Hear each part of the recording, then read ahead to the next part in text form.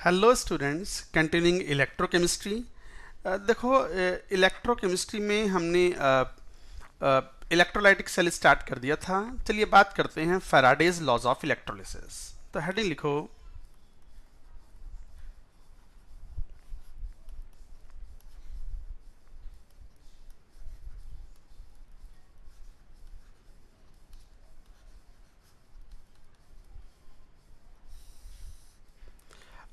these laws are about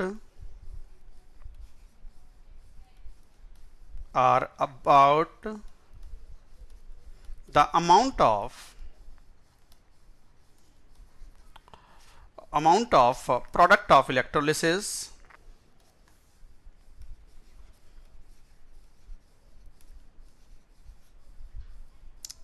electrolysis or mass of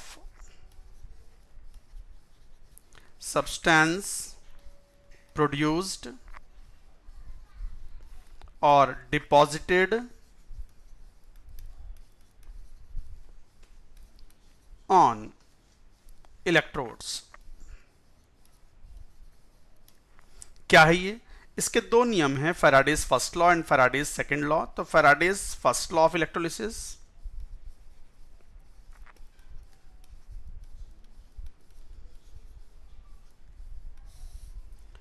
अब electrolysis कराओगे तो बाहर से इलेक्ट्रिसिटी तो देनी ही पड़ेगी। इलेक्ट्रिसिटी दोगे तो इलेक्ट्रोलिसिस होगा, इलेक्ट्रोलाइट की डिकम्पोजिशन होगा इलेक्ट्रोलाइट का, और उससे कुछ प्रोड्यूस प्रोडक्ट बनेंगे eight cathode and anode.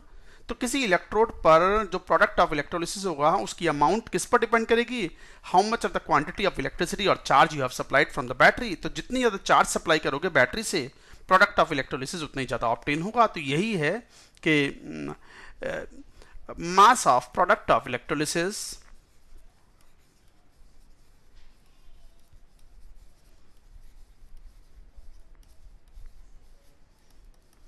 mass of product of electrolysis is directly proportional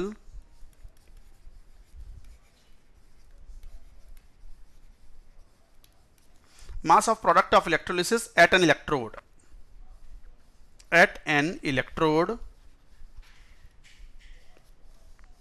is directly proportional to the quantity of electricity. Quantity of electricity मतलब चार्ज, दैट इज चार्ज, कितना charge supply किया है। तो quantity of electricity supplied from battery. तो battery से आपने कितना charge supply किया है उसके डायरेक्टली प्रोपोर्शनल है the mass of the product of electrolysis during electrolysis. तो mass of the product of electrolysis W is directly proportional to Q। तो W is the mass of the product of electrolysis. तो W को U भी लिख सकते हैं I into T। Charge is nothing but current passed for the time period T seconds. I is the current. तो W यहां से एक प्रोपोर्शनलिटी कांस्टेंट Z आ जाता है into I into T, where Z is called electrochemical equivalent.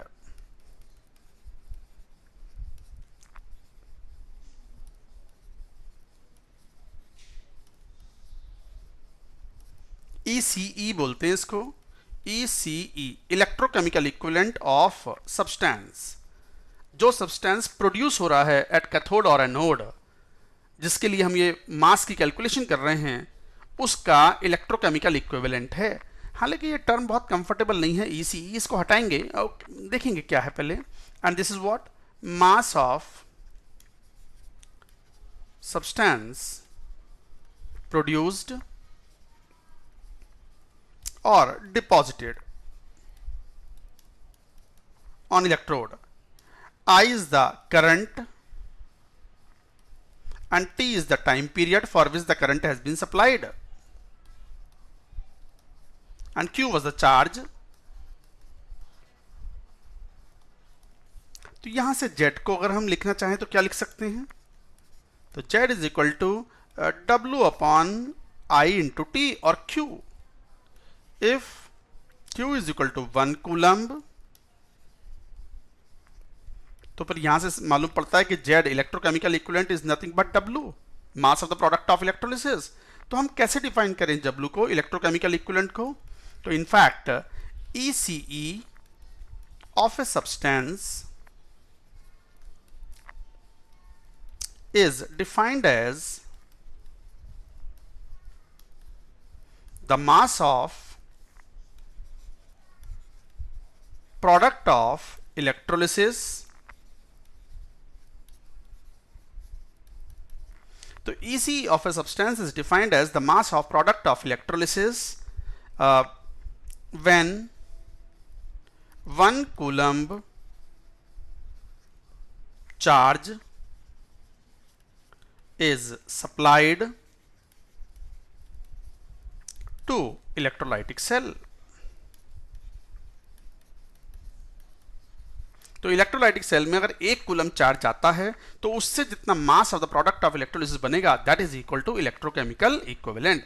तो 1 coulomb charge से produce होने वाला mass of product of electrolysis उसे बोलते हैं हम ECE-Z। हालांकि ECE-Z को हटाएंगे कैसे, यहीं पे एक टर्म यूज करते हैं हम, charge on 1 mole of electron. आप सब जानते भी हैं, ये मैं दोबारा फिर बताता हूं। तो charge on 1 mole of electron. अब 1 मोल इलेक्ट्रॉन का मतलब Avogadro number 6.022 into 10 to the power 23 Avogadro number, और 1 इलेक्ट्रॉन का charge 1.6 into 10 to the power -19। This is total coulomb हो गए। और जब इसे सॉल्व करते हो तो approximately this comes out to be nearly equal to 96,500 coulomb. That is called 1 mole of charge and that is also called 1 Faraday। तो what is 1 Faraday? F-A-R-A-D-A-Y D-A-Y। तो 1 Faraday और 1F शॉर्ट में Faraday को क्या लिख रहे हैं हम? F। तो 1 Faraday is the charge present on 1 mole of electrons। तो 1 Faraday is the charge present on 1 mole of electrons। और 1 फराडे की वैल्यू सभी को याद रखनी है, which is equal to what? 96,500 coulomb. हालांकि एग्जैक्टली 96,500 नहीं होता है, ऐसा होता है 96,486 और something, which we have assumed that 96,500 coulomb approximately. So this is the value you should remember. अब बात आती है कि 1 फैराडे इलेक्ट्रिसिटी है क्या, 1 मोल ऑफ इलेक्ट्रॉन्स है क्या।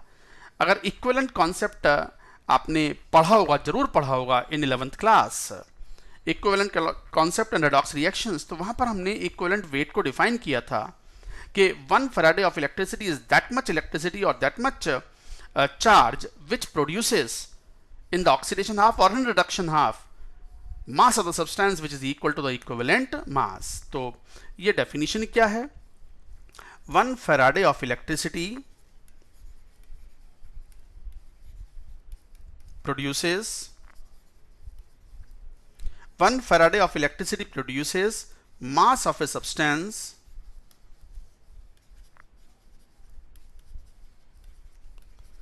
equal to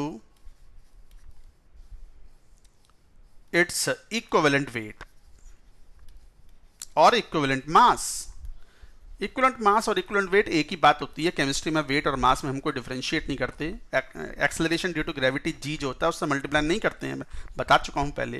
तो 1 फैराडे ऑफ इलेक्ट्रिसिटी और 1 mole of electrons is that much electricity which produces और deposits mass of the substance which is equal to the equivalent mass. इसी को दूसरे शब्दों में हम ऐसे भी बोलते हैं, और 1 Faraday electricity produces, deposits amount of substance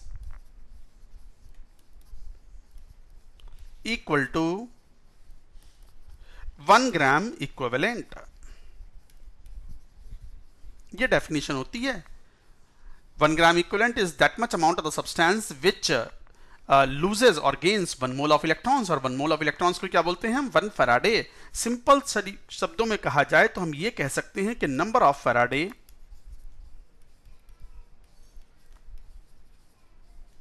of electricity is equal to number of gram equivalents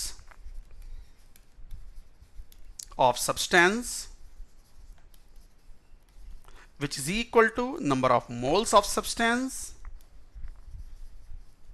into its valency factor। कोई नया फॉर्मूला नहीं है, very very important. The number of Faraday of electricity is equal to number of gram equivalents of the substance, and number of gram equivalents is equal to number of moles into valency factor। और valency factor की definition सबको पता होती है, equivalent weight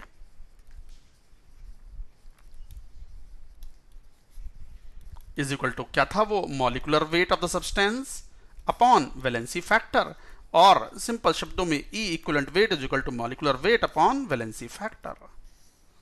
तो valency factor हम कैसे calculate करते हैं वो सब हम पढ़ चुके हैं। जैसे एग्जांपल मान लो, जैसे Al3+ है, मान लो इसका इलेक्ट्रोलिसिस कराया और एल्यूमिनियम मेटल मिल गई सॉलिड। तो देखो 3 फैराडे इलेक्ट्रिसिटी मतलब 3 मोल्स ऑफ इलेक्ट्रॉन मतलब 3 फैराडे, उससे 1 मोल मिलेगा एल्यूमिनियम, और 3 फैराडे ऑफ इलेक्ट्रिसिटी तो 3 ग्राम इक्विवेलेंट्स होते हैं। तो what is the valency factor? 3। So valency factor of Al3+ is equal to 3 here। तो इसका मतलब 1 Faraday of electricity produces, 3 Faraday से 1 मोल मिल रहा है, तो 1 फैराडे ऑफ इलेक्ट्रिसिटी से एल्यूमिनियम मेटल कितना मिलेगा? 1/3 मोल ऑफ एल्यूमिनियम सॉलिड। तो aluminium metal is obtained 1/3 moles. तो एक तरीके से आप यू भी कह सकते हो कि 3 फैराडे इलेक्ट्रिसिटी है तो 3 ग्राम इक्विवेलेंट सप्लाई किए हैं, तो number of moles is equal to number of gram equivalents upon valency factor is 3। So that like that you can find out. तो 1 फैराडे से कितनी इलेक्ट्रिसिटी प्रोड्यूस होगी। तो ये हुआ। तो फॉर्मूले क्या हैं फिर क्वेश्चन सॉल्व करने के? आपने अभी अभी कहा कि मैं अब नेक्स्ट स्लाइड पर आता हूं, उससे हम क्लियर करेंगे, पूरी बात कहेंगे, अभी बीच में हैं हम इसमें। तो देखो अभी अभी हमने एक बात कही थी कि 1 Faraday is the electricity which produces mass of the substance which is equal to the E gram. तो इसका मतलब 1 फैराडे ऑफ इलेक्ट्रिसिटी मींस और 96,500 coulomb. This much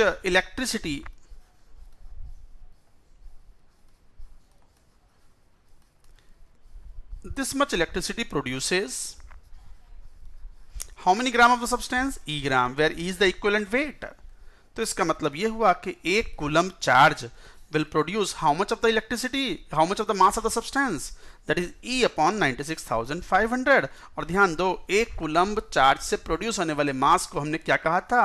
ECE, Z के बराबर। तो इसका मतलब electrochemical equivalent of the substance is equal to E upon 96,500। तो वो फॉर्मूला क्या था? जरा वापस आना। कौन सा formula? W is equal to Z into I into T। यही था ना formula. Now you have the formula which is very much useful. E is the equivalent weight of the substance upon 96,500 into I into T, और यदि current efficiency 100% ना हो तो eta. So this is the useful formula for solving question. Remember this formula where eta is eta, इसको read करते हैं eta से, is current efficiency,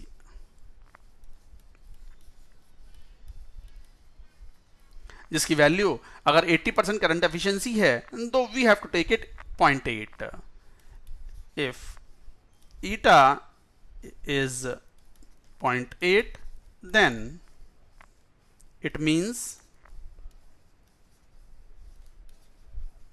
current efficiency is 80%। So like that you say। So this is the formula W is equal to E upon 96,500 into I into T into eta। From this we can find out what is the mass of the product of electrolysis that can be obtained। अच्छा, main फॉर्मूले में इकट्ठे एक साथ लिख दूं। फॉर्मूले for electrolysis,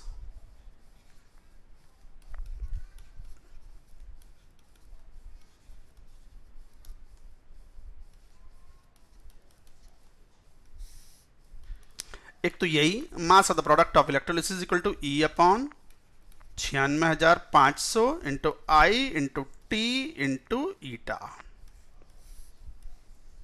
where eta is the current efficiency. अगर करंट एफिशिएंसी के बारे में क्वेश्चन में कुछ ना दिया जाए तो we assume it 1, that means 100% efficiency of current, no losses. हालांकि ऐसा होता नहीं है, लॉसेस कुछ तो होंगे ही, because of the resistance and because of some losses always will be there. दूसरा, number of Faraday supplied, electricity supplied is equal to number of gram equivalents of substance produced is equal to number of moles into valency factor of that substance। Valency factor के बारे में हम पढ़ चुके हैं। आप अगर भूल गए हैं तो आप redox reaction and equivalent concept 11th का एक चैप्टर है, उसमें जाकर के आप पढ़ सकते हैं। 15 मिनट मुश्किल से लगेंगे रिवाइज करने के लिए। आपने नोट्स भी बनाए होंगे।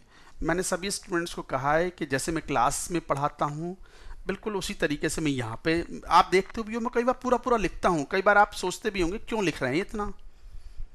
मैं बिल्कुल वैसे ही पढ़ा रहा हूँ जैसे मैं क्लास में पढ़ाता हूँ। तो स्टूडेंट्स चाहें तो वो नोट बना लें, और जो क्लास में आपको after paying a huge amount of fee to the coaching you do that much in free of cost you can get all this।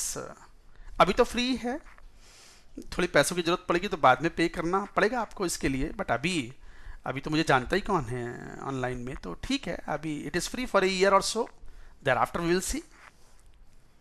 अरे टेंशन मत लो पागल हैं, मजे से पढ़ो पूरी बात, ठीक है ना। अच्छा, मैंने स्टूडेंट्स को ये भी बताया हुआ है कि अगर कोई प्रॉब्लम्स हैं, कोई डाउट्स आते हैं, जो स्टूडेंट्स, वैसे तो ज़्यादातर स्टूडेंट्स, मैंने एक चैनल बनाया हुआ है टेलीग्राम पर, तो उसका टेलीग्राम पेज पर मैं दोबारा से एड्रेस ले देता हूँ।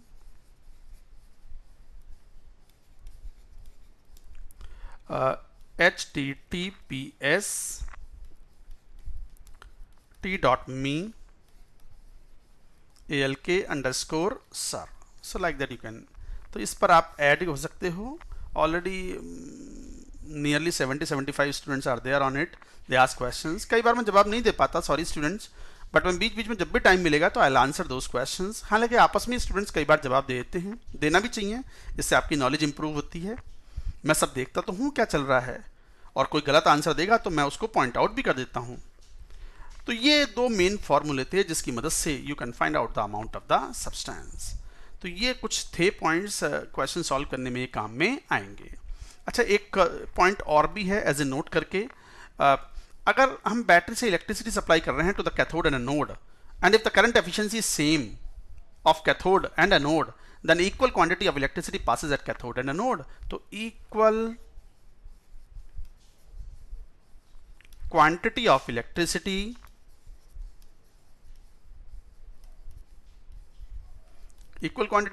मतलब charge passes at cathode and anode if current efficiencies of cathode and anode are same। current efficiencies of cathode and anode are same और इक्वल। और करंट एफिशिएंसी के बारे में न्यूमेरिकल्स में, क्वेश्चंस में अगर कुछ ना बोले तो वी एज्यूम इट 1, ईटा की वैल्यू 1 ले लेते हैं। तो यहाँ से जब इक्वल क्वांटिटी ऑफ इलेक्ट्रिसिटी जा रही है तो नंबर ऑफ फैराडे दोनों पे सेम पास हो रहे हैं, तो number of Faraday same pass हो रहे हैं, तो number of gram equivalents of the products at cathode is equal to number of gram equivalents of the products obtained at anode. तो इसका मीनिंग ये हुआ कि number of gram equivalents of product at cathode is equal to number of gram equivalents of products at anode। तो हम ऐसा कह सकते हैं क्योंकि number of gram equivalents of the products जो हैं वो नंबर ऑफ फैराडे के बराबर हैं और वो सेम फैराडे गए हैं कैथोड पर भी और एनोड पे भी।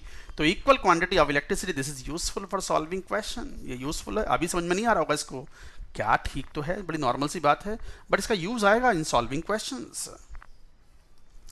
तो ये कुछ पॉइंट्स थे regarding electrolysis.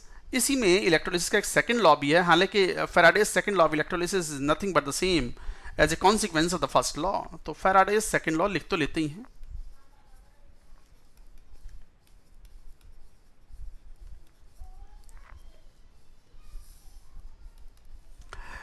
If equal charge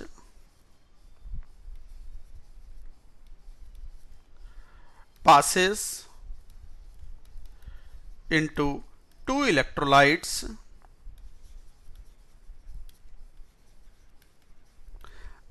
for example, if connected in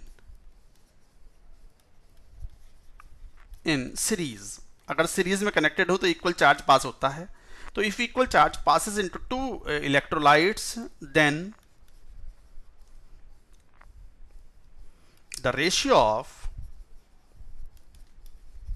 mass of product of electrolysis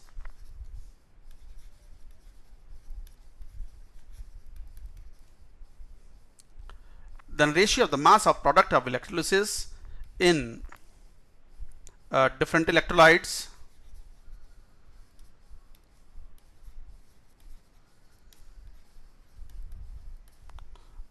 will be equal to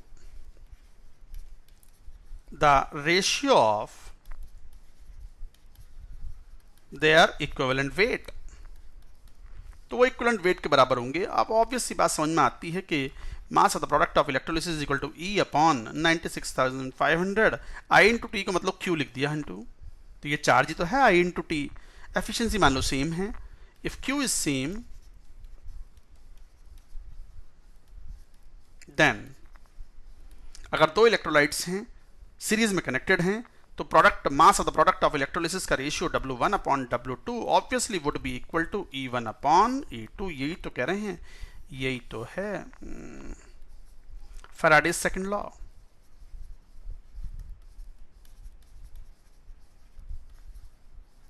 of electrolysis, और बड़ी कॉमन बात है, फर्स्ट लॉ से तो आया है ये।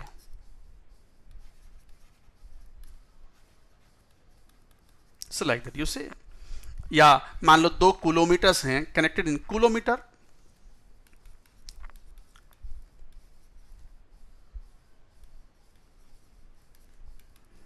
डिवाइस क्या, एन इलेक्ट्रोलाइटिक सेल ही तो है ये, स्टैंडर्ड इलेक्ट्रोलाइटिक सेल।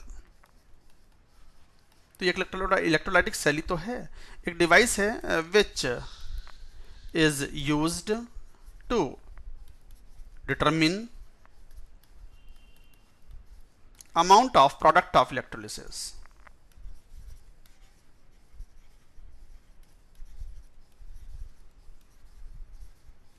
तो इलेक्ट्रोलिसिस के दौरान कितना अमाउंट प्रोड्यूस हो रहा है वो डिटरमिन करने के लिए हम एक डिवाइस यूज करते हैं विच इज कॉल्ड कूलोमीटर। तो अगर दो कूलोमीटर सीरीज में कनेक्टेड हैं और हमने सीरीज में कनेक्टेड हैं तो obviously equal quantity of electricity will go if the current efficiency is same और losses are zero, then W1 upon W2 is equal to E1 upon E2। तो ये थे concept of mass of electrolysis given by Faraday. इसका application कैसे लेंगे, question में कैसे लेंगे, all that we will see in the next video lecture. That's it for now.